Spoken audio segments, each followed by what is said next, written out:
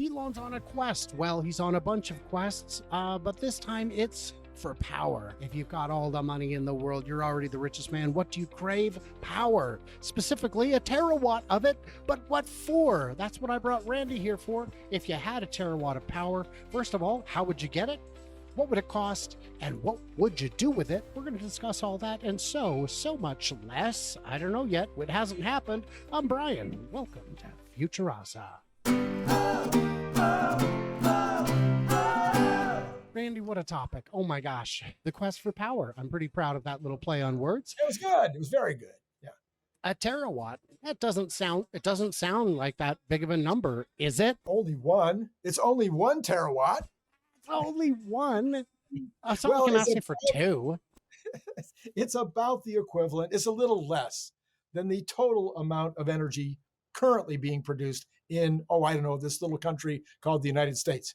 So now to clarify, you mean the amount of electricity produced, not total energy consumption. Total electricity produced. Production. Is it electricity? I guess it's it'd be terawatts. So yeah, it's just the electricity. It doesn't include all of the fossil fuel burning for direct combustion. Cars drive and stuff. Yeah. Okay. So electricity produced.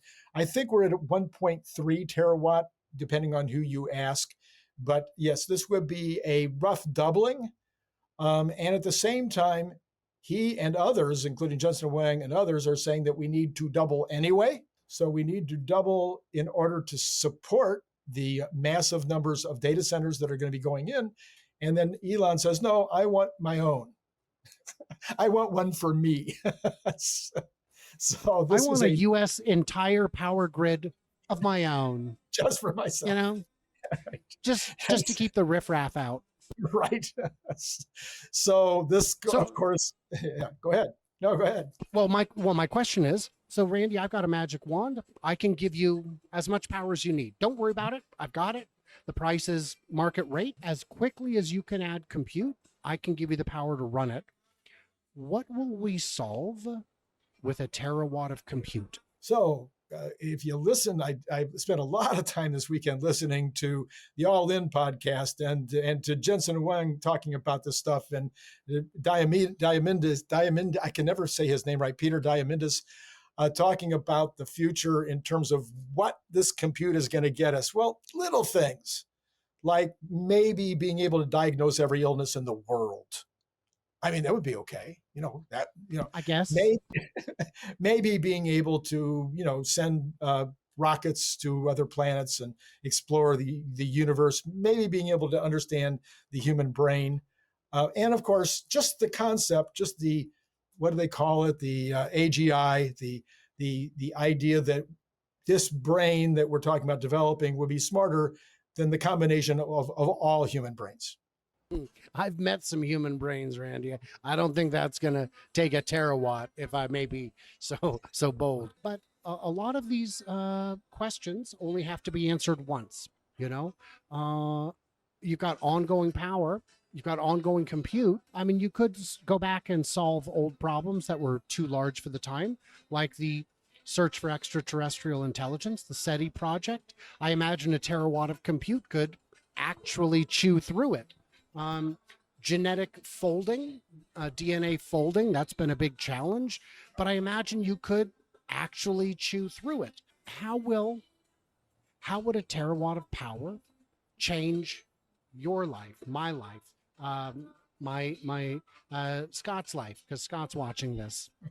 Okay, so right now, the way that you and I probably have the most interaction with this future world is through Grok or through one of the LLMs, and also through our cars in an embodied method. We also see it in the robots that are coming, the humanoid robots that are coming.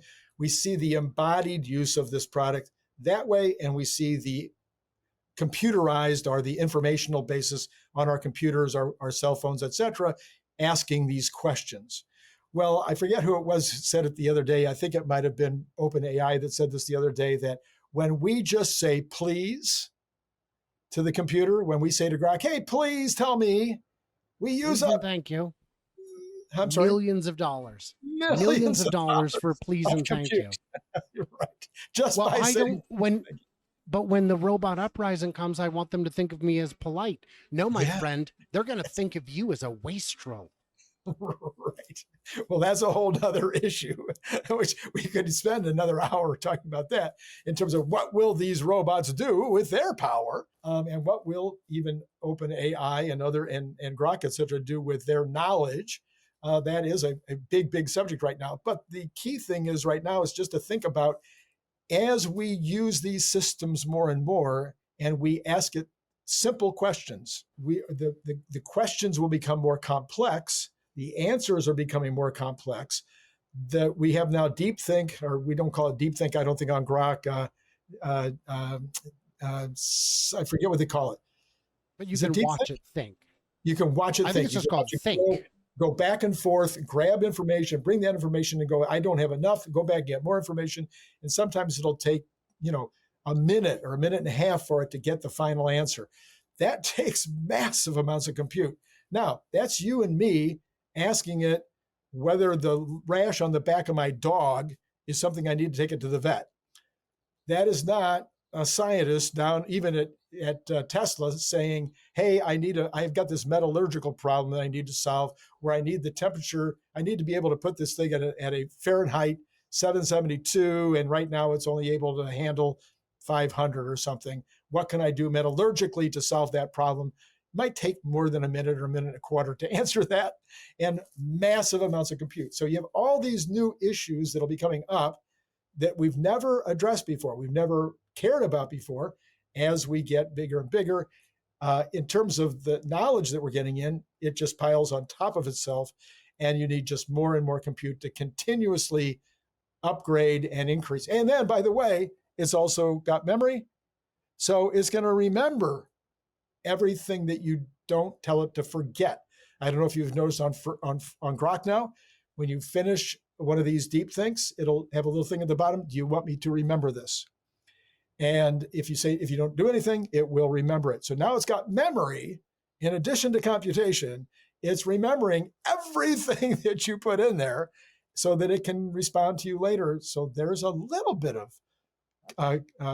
capacity that's going to be needed for that. So I think you just answered you answered it right. So let me tell you what's going on is, whenever there's a disruption, people are asking a question like I asked and getting an answer that's based on yesterday's interpretation of the question instead of tomorrow's. When Bill Gates said you'll never need more than 200 megabytes of storage, he was thinking about all the files that existed yesterday, not the ones that will exist tomorrow. And the real answer to what will all this compute do is it will answer questions we have not asked. We have not thought to ask.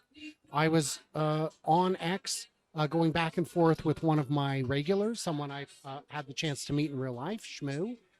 And we were saying, and Shmoo said, Optimus could let the dogs out and milk the goat because they have a farm. And I said, and it could say, I noticed the goat is acting a little strange. Here's some research I've done. What would you like me to do about it? Maybe nothing, but it's answering questions we didn't ask. If it sees a light bulb out, it can replace it. If the same light goes out twice, it can identify maybe there's a circuit issue. It's going to answer questions that it's going to. I said I want Grok to tell me. I want to be able to say, tell me a vegan restaurant along the way that's got whatever. Right. And what John Twig came back with was, there's two steps to how wrong that question is. The first is that it won't go online and look for pictures and menus. It'll contact other AI that works at those restaurants and say, hey, do you have, well, normally we have eggplant, we're out today. Okay, so and he goes, but you won't have to ask. It knows who's in the car with you, what kind of food they like, and what kind of mood they're in today. So, I mean, it's questions we haven't thought to ask. So, only a couple questions left, Randy. I think I can get through this with you. First is a terawatt the right amount? Because I have no frame of reference. Maybe it's wildly too much or wildly not enough. Well, over time, it may be wildly not enough, and in the near term, it may be too much. But I think it's just a number. I think it's one of these. This is kind of a goal, kind of something that we can shoot for. Obviously, the premise at the beginning of the conversation was, how does it help Tesla? Well, to the extent that Tesla is, I don't know, building energy storage units, this will be a massive part of this need to get to 1 terawatt. To the extent that Tesla has some pretty significant knowledge in the solar cell area, I'm guessing maybe that Tesla is going to get deeper into solar cells. That's a guess. Nothing's been said by Tesla yet. I'm just thinking that there's a real possibility that they could use this opportunity to do that. Tesla is currently probably second best, maybe third best between NVIDIA, Google, and Tesla. There's only really three makers of big chips of any real, well, AMD, so four. There's four companies that make these big chips, these 900-pound chips for these data centers. And according to Brian Wang believes that Tesla will pass all of them by 2027, 2028 in terms of the capacity to manufacture these chips, the quantity of compute capable through these chips. Dojo will pass all of them. And he's got that. He's done a whole show on that with me in terms of getting there by that time. So, so if Tesla is going to end up being larger than NVIDIA just in their chip manufacturing, and at the same time have to sell bajillions of data storage units, those two things alone would make up a significant opportunity in the Tesla world, on top of little things like robots. So, fun little side diversion here. I was talking with a chip developer, chip designer, and he comes into work on whatever day, and they go, "Oh, hey, where's so and so?" And they go, "Oh, he doesn't work here anymore. He was fired this morning or last night." Fired for what? What'd he do? Oh, he got into it with one of the senior executives, and they said, "Can him. He's out." And they go, "Oh, call him. Call him." Do you know how few people exist in this industry? You have to call him. And they paid quite a bit of money to get him back, because with an apology, I'm sure, because these people are too valuable. Hey, kids, go into chip design. I'm not joking. Go into it. It's not going away. These computers might catch on. Last big question I want to ask you, and before I get to that, the big question is going to be out where are we getting this power.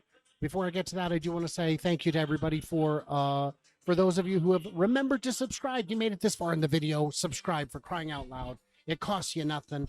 And if you wanted to cost you something, you can help me out on Patreon as a patron, as on YouTube as a channel member, or on X as a subscriber.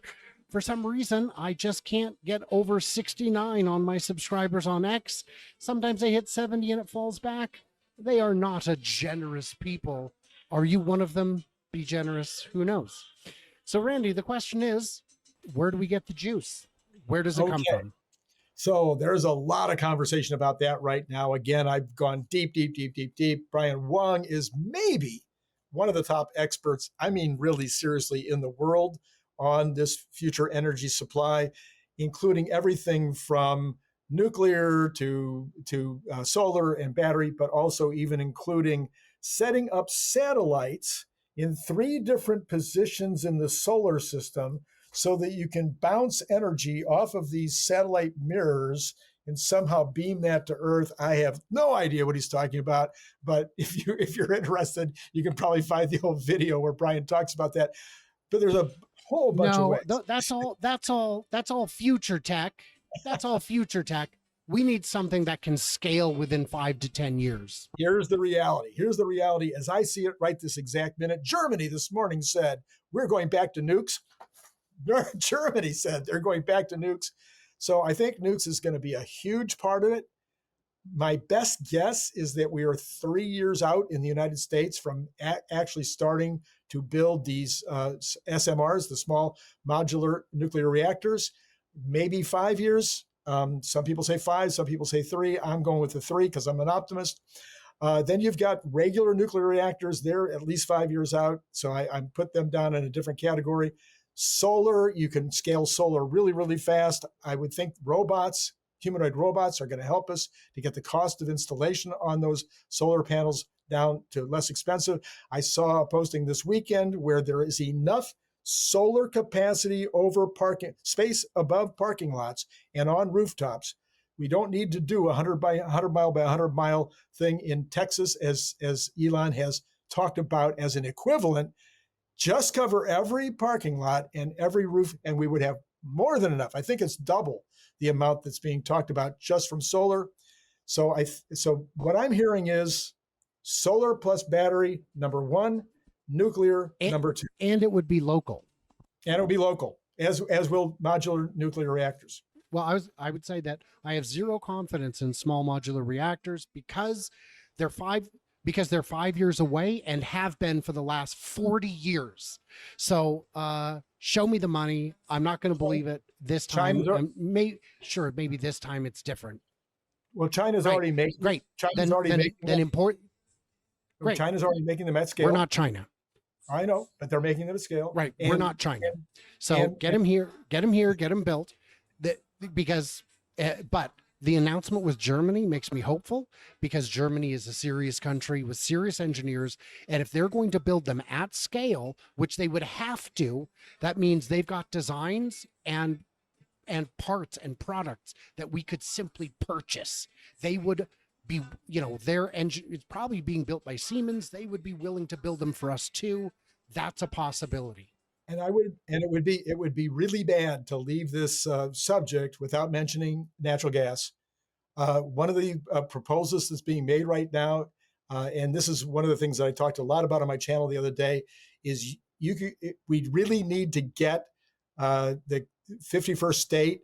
Doesn't have to be all of Canada. It just needs to be the one with all the oil and gas. Sorry, Canada. I knew this yesterday. Calgary, Alberta. We need Alberta to become the 51st state, because the idea is you take these data centers and you put them right in the gas field. You can do this in Pennsylvania and you can do this in Texas. Those are the three most likely places where you can put the data center.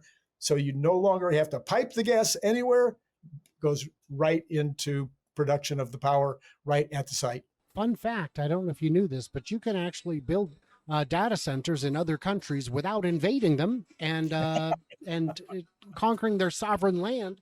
That kind of talk doesn't win us many friends north of the border, and it doesn't win us friends south of the border among those who are on their medication or don't require any. So guys, in the comments, what did we miss? What did we misunderstand? What should we adjust Randy's dosage to? And everybody else, like, subscribe, do what you do. Stay tuned and juicy. Head over to Randy's channel. He's got great guests, except for this guy he has on Mondays and Tuesdays. I don't know, Brian something. It's not Wang, it's the other one. He's terrible. And everybody else, stay tuned, stay juicy. And I cannot wait to hear from you, clever robots, in the comments. Contentious.